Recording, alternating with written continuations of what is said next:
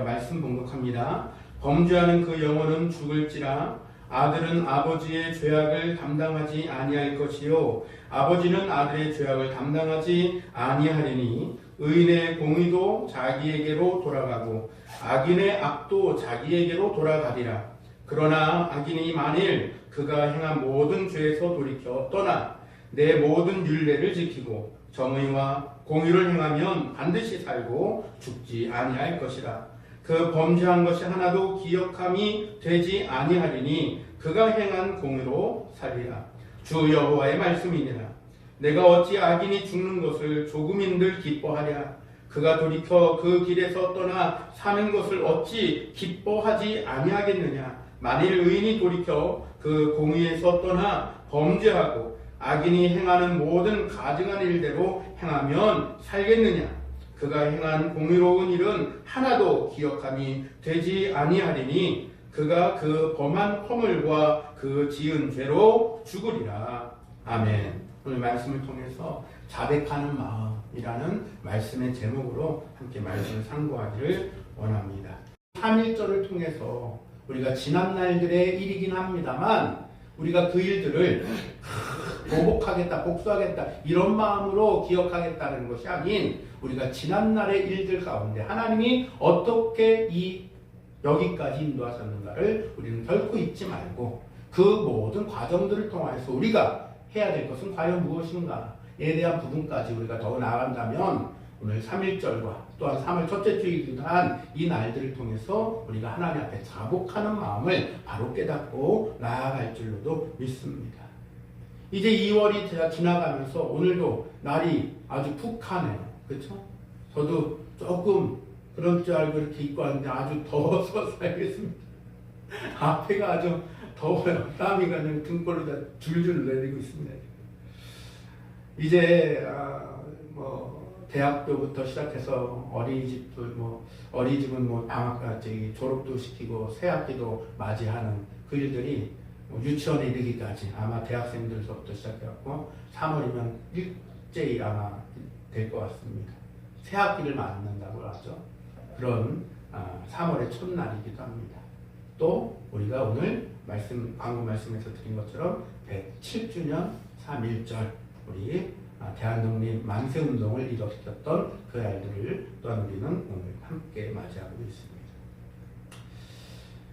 있습니다. 역사 속에서 우리는 함께 볼 수 있는 것은 오늘 역사를 쭈르륵 읊겠다는 얘기는 아닙니다. 그러나 그 안에서 이 대한독립 만세운동이 어떻게 그 가운데서 이 일들이 어떤 역사를 일으켰는가를 한번 본다고 한다면 대한독립 만세라고 하는 이 만세를 외쳤다고 바로 독립을 한 게 아니에요.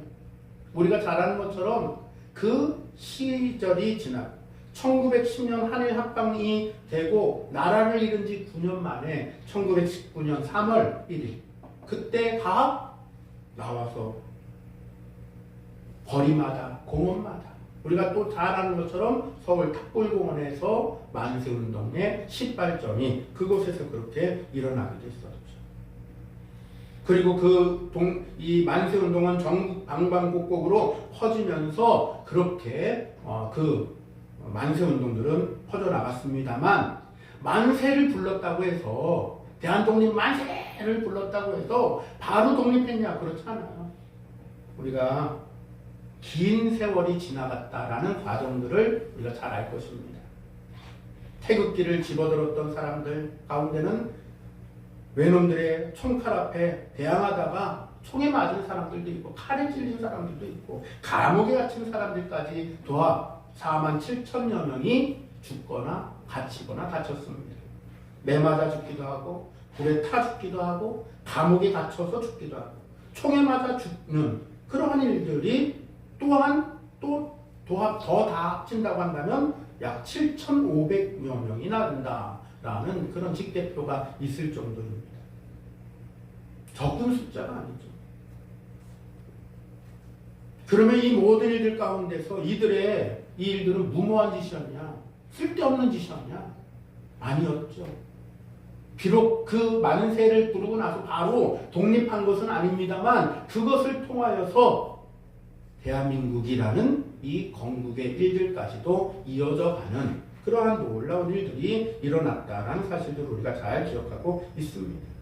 해방을 막기까지 그 시간을 따져본다고 한다면 오랜 시간, 약 30여 년 가까이, 이 시간 6, 7년, 25, 6년 정도? 맞습니까?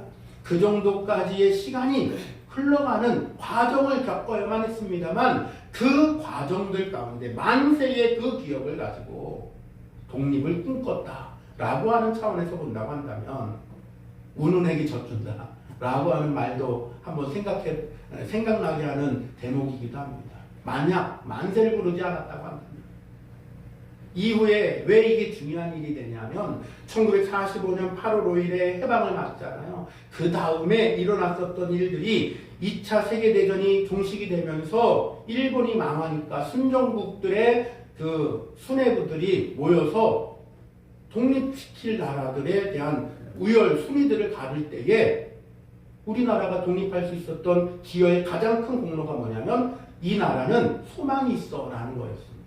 이유가 뭐냐? 이 나라는 국민들이 만세를 부를 정도로 독립을 간절히 원하는 나라다 라고 하는 것이 매우 중요한 하나의 척도였습니다. 그렇기 때문에 우리가 독립을 또한 맞이하기도 했다라는 차원에서도 대한독립 만세운동은 큰 의미가 있는 것입니다. 그러니까 운운에게 젖준다라는 제가 말도 함께 했던 것입니다. 따라서 이 3.1 운동은 그냥 3.1 운동이 아니라 핏값이다 라고도 우리는 말할 수도 전혀 과언이 아닌 것 같아요.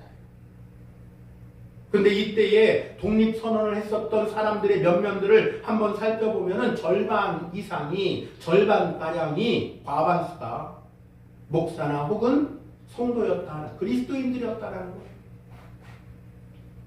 그리스도인들은 자연히 신앙의 양심에 의해서 자기 나라를 사랑하는 그 일들이 자연스럽게 배어나오는 것이었습니다.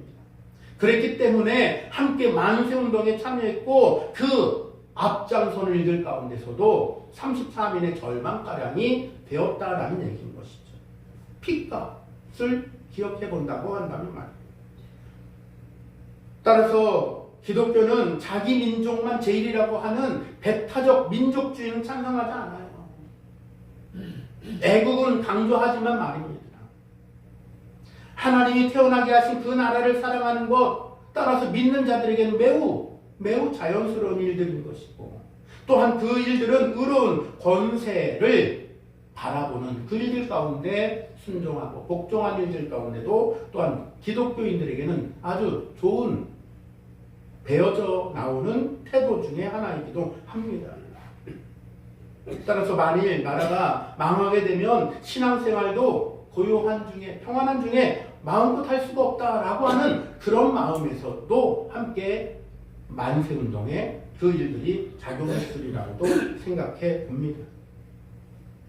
그러면 오늘 3.1절 운동과 또한 오늘 이 주일을 맞이하면서 오늘날에 우리가 믿는 우리 그리스도인들이 어떻게 하나님 나라를 사랑하고 우리가 발딛고 땅에 발딛고 살아가는 이 대한민국을 어떻게 사랑할 수 있는가, 내가 사랑할 그 길은 방법은 무엇이겠는가에 대한 부분들도 한번 생각해 볼 필요가 있다라는 것입니다.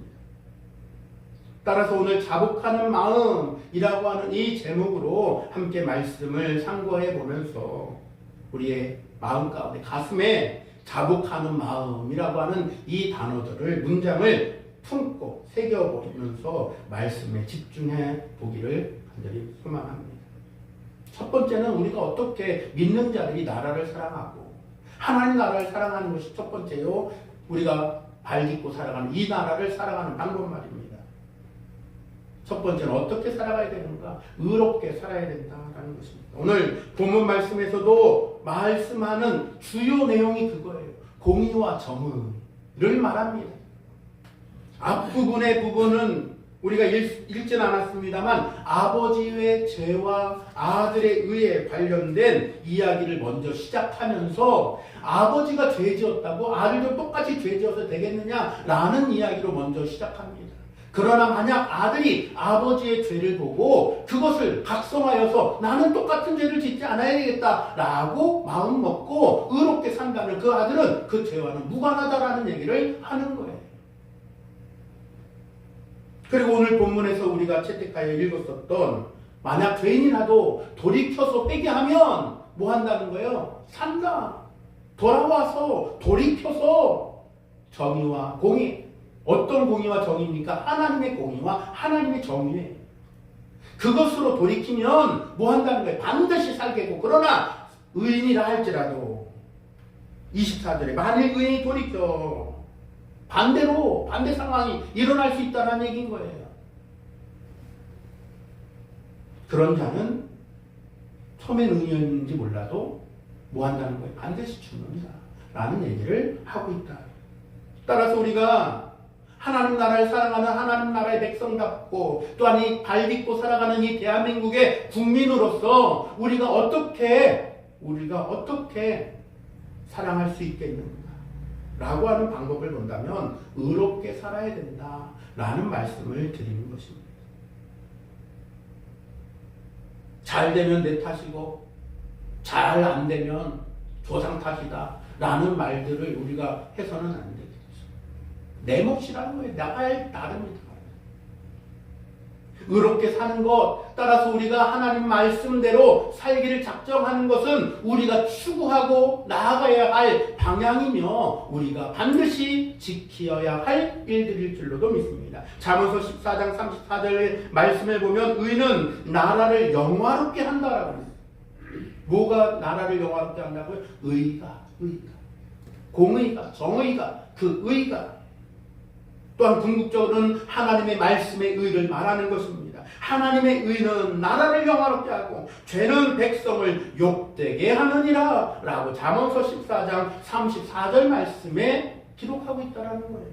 그러니 우리가 죄를 취해야 되겠습니까? 의를 취해야 되겠습니까? 이건 뭐 3살짜리 얘기도 아닌 거죠. 우리는 말씀을 따라 살아야 될 줄로 믿습니다. 그러므로 나라가 흥하고 잘 되려면 죄를 우리는 자꾸만 벗어버려야 돼요. 죄를 자꾸만 집어 던져야 돼요. 죄가 적어지고 의롭게 살기 위한 우리들의 몸부림이 있어야 할 줄로 믿습니다. 내가 뭐 잘나고 깨끗해서라는 말의 의미가 아니에요. 죄인이기 때문에 더 믿음 안에서 하는 말입니다. 믿음 안에서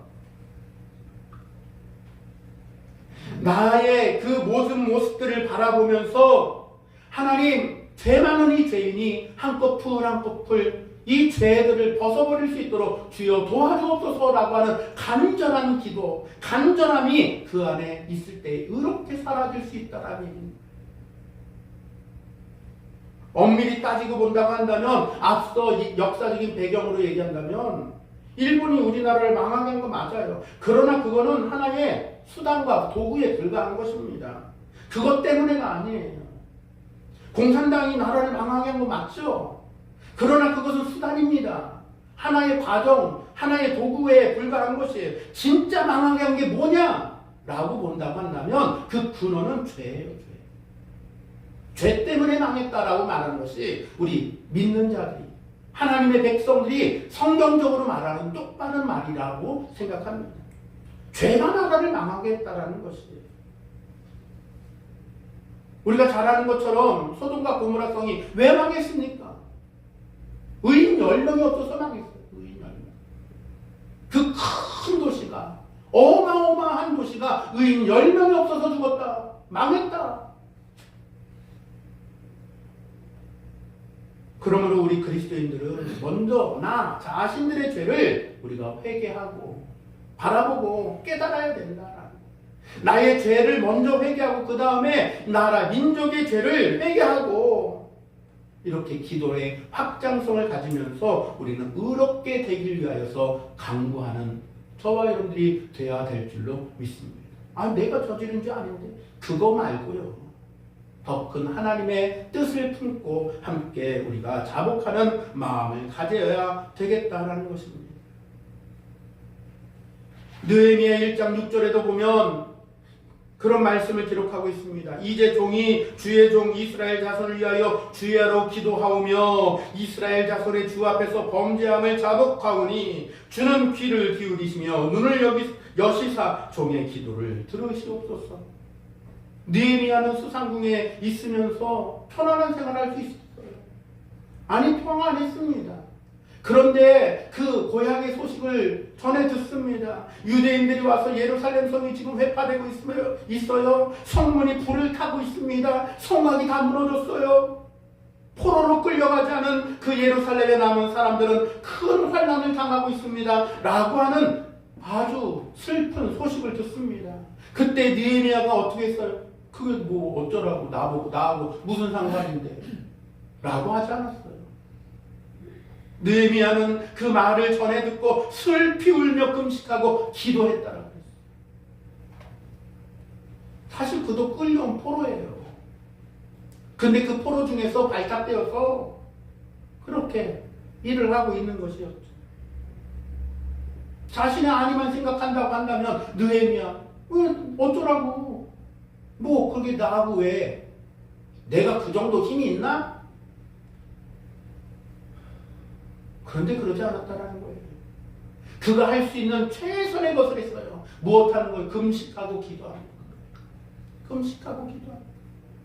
이제 종이 주의 종 이스라엘 자손을 위하여 주야로 기도하오며 이스라엘 자손의 주 앞에 범죄함을 자백하오니 주여 들으시옵소서 라고 기도했다라는 거예요. 그도 끌려온 처지였고 그도 포로이기는 마찬가지였지만 그 고향의 소식을, 자기 나라의 소식을 전해드리면서 마음이 아팠어요. 마음이. 주여 주 앞에서 범죄함을 자백합니다. 왜 이 포로로 끌려왔는지를 돌아본 거예요. 왜 자신의 고향이, 자신의 고국이 왜 그렇게 망가지고 있는가를 돌아본 거예요. 회개기도했다라고 말할 수가 있겠습니다. 근데 느헤미야만 그랬느냐? 우리가 잘 아는 것처럼 포로기에 쓰여졌었던 선지서들을 보면 그러한 기도를 한 수많은 선지자들이 참 많았습니다. 좀 더 앞으로 가면 출애굽기에 나타나는 모세도 그런데 그런 기도를 했더라고요. 출애굽기 32장부터 35장에도 보면 모세가 그 백성들을 위하여서 하나님 앞에 기도하는데 그 기도 때문에 그들이 살아요.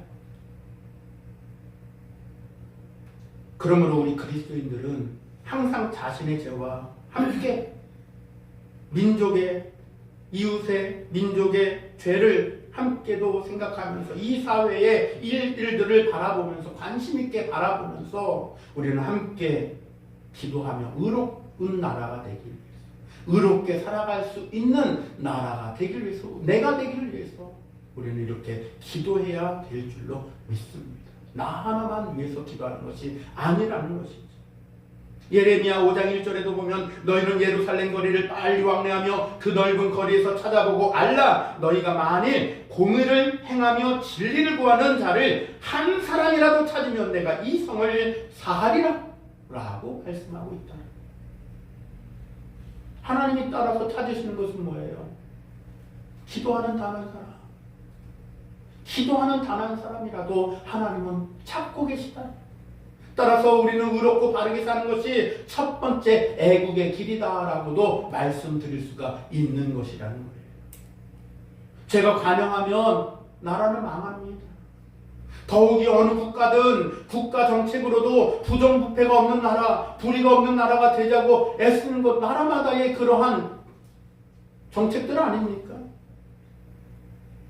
하물며 우리 그리스도인들은 더욱더 빛과 소금의 직분을 다하면서 먼저는 하나님의 말씀 앞에서와 또한 둘째로는 세상에서조차 의롭게 살아가기 위한 우리들의 몸부림이 반드시 필요하지 않겠느냐라는 말씀이에요. 그럼 이건 뭐 했으니까 잘했고 못했으니까 나쁜 놈이다, 이런 얘기가 아닙니다. 우리는 그 일들을 위해서 나아가자라는 거예요. 그리스도인들마저 여기에 관심 없고 부패와 타락에 함께 소용돌이 함께 뇌화부동하면 소망이 없어요. 큰 관심을 가지고 우리는 이 일들을 위해서 기도해야 될 줄로 믿습니다. 두 번째로는 연속선상에 있는 말이긴 합니다만 기도하는 것이 애국이다라는 거죠. 첫 번째는 공의롭게 의롭게 살아가는 것이 애국이라고 한다면 두 번째로는 기도하는 것이 애국의 그 첫걸음이라고도 말할 수 있겠습니다. 기도의 사람 하면 툭 떠오르는 인물이 있습니다. 누굽니까? 다니엘. 다니엘도 자기 나라를 위해서 예루살렘을 향해 창문을 열어놓고 그 일들 가운데서도 수없이 바쁜 하루의 일과 중에서도 하나님 앞에 꼭 기도하는 시간을 가졌어요. 기도하면 사자굴에 던져 죽인다고 하는데도 목숨 걸고 나라를 위해서 기도했습니다. 자기는 피를 뿌리며 죽더라도 나라를 위한 기도를 쉴 수 없다라고 하는 아마도 애국심에서 그 기도에 그 각오를 다지지 않았을까 생각해 봅니다. 오늘 본문 말씀에서도 말씀하고 있습니다. 21절에 말씀을 보니까 그러나 악인이 만일 그가 행한 모든 죄에서 돌이켰더나 내 모든 율례를 지키고 정의와 공의를 행하면 반드시 살고 죽지 아니할 것이라 라고 말씀했던 이 말씀을 본다고 한다면 앞서 있었던 것과 앞절과 후반부의 절로 두 부분으로 좀 나눠볼 수 있는데 악인이 만일 그가 행한 모든 죄에서 돌이켜 떠나 라는 여기에 방점이 좀 찍혀요. 돌이켜 떠난다는 것은 그냥 돌이켜 떠나는 것입니까? 말을 그대로 직역을 해본다고 한다면 회개라는 것은 돌아서다예요. 돌아서다. 돌이켜 떠나. 즉 뭐 했다는 거예요? 회개 기도했다는 거예요.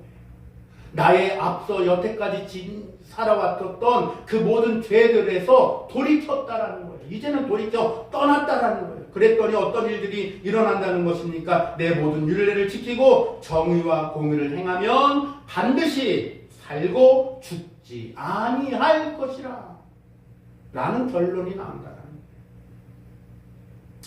모세도 자기 나라와 민족을 위해서 결사적으로 기도했습니다. 출애굽기 32장 1절부터 14절에 보면은 범죄하고 거역하는 이스라엘 그 민족들을 하나님께서 다 멸절시키겠다라고 했어요. 그리고 너를 통해서 새로운 민족을 내가 다시 시작할게 라고 얘기하셨습니다. 그때 모세가 어떻게 얘기했습니까? 아니요, 하나님, 차라리 저를 불러가십시오. 이 민족을 용서해 주십시오 라고 기도했었지 않습니까? 그 기도 때문에 그 민족이 구원받은 거예요. 나 하나, 내 아니, 내 가정, 그것만 놓고 기도하는 거, 그것이 아니라 물론 그것도 필요합니다만 나라와 민족을 위해서, 우리 이웃을 위해서, 우리가 후손을 위해서 함께 복받고 잘 살기 위하여 우리는 기도할 때에 우리는 함께 애국하는 그 첫걸음이 떨어질 수 있다라는 점들을 우리는 주목해 봐야 됩니다. 돌이켜 떠나. 그러면 어떤 기도를 드려야 될까? 첫 번째는 나와 내 민족의 죄를 회개의 기도로 해야 될 줄 압니다. 잘못 가고 있는 것이 있으면 우리가 함께 기도해야다라는 것입니다. 잘못하고 있는 일들이 있으면 돌이켜 떠나자라는 얘기입니다. 두 번째로 어떤 기도를 해야 되겠습니까? 이 땅에서 전쟁이 일어났었잖아요. 아직도 이것이 종전이 아닙니다. 정전 상태에 휴전 중이다라는 얘기예요. 이러한 피 흘림의 전쟁이 다시는 없게 해달라는 기도도 함께 우리는 해야 된다라는 것입니다.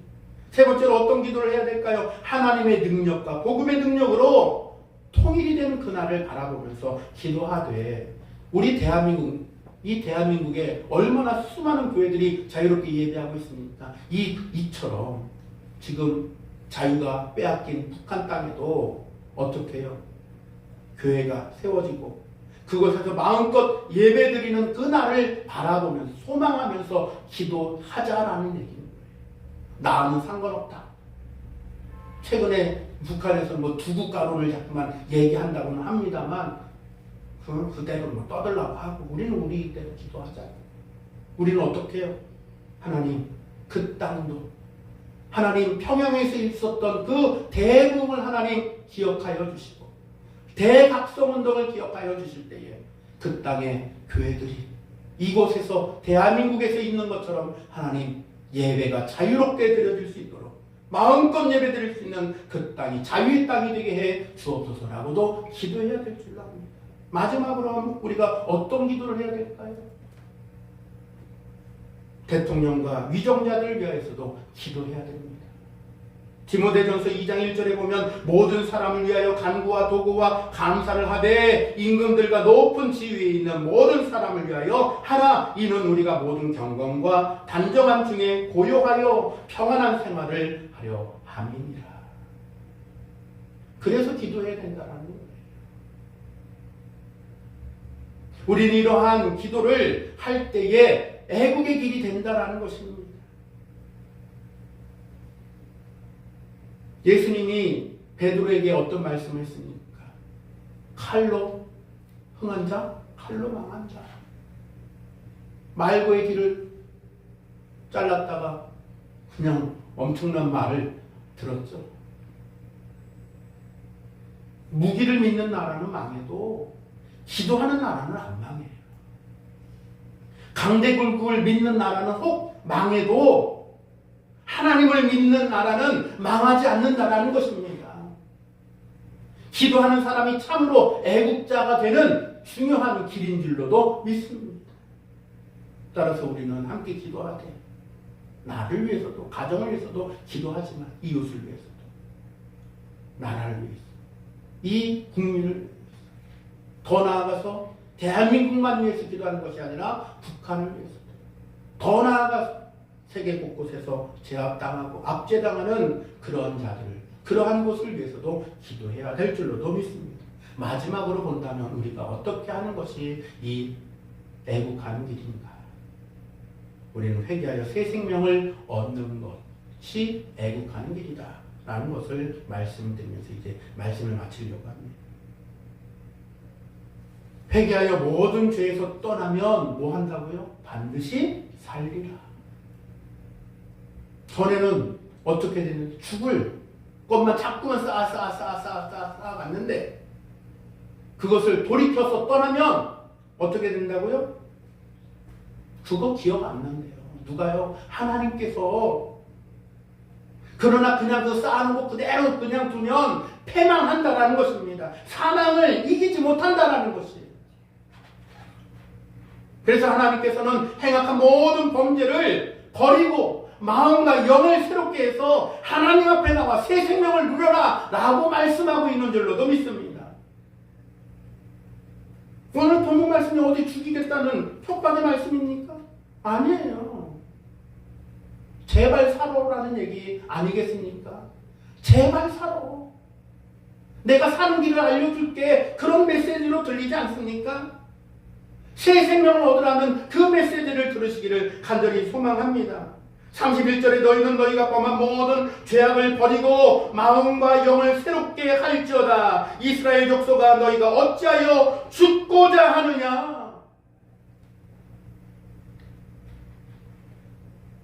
이 말씀을 기억한다면 우리 그리스도인들이 하나님의 말씀을 먼저 우리가 더 알잖아요.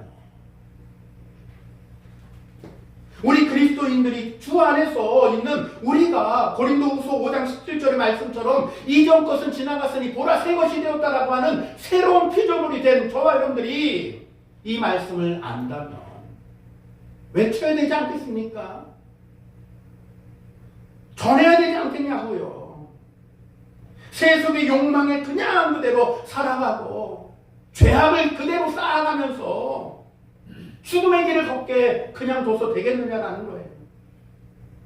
하늘을 향한 우리는 거룩한 마음을 가지고 거룩한 욕심을 내며 살아가자라는 것입니다.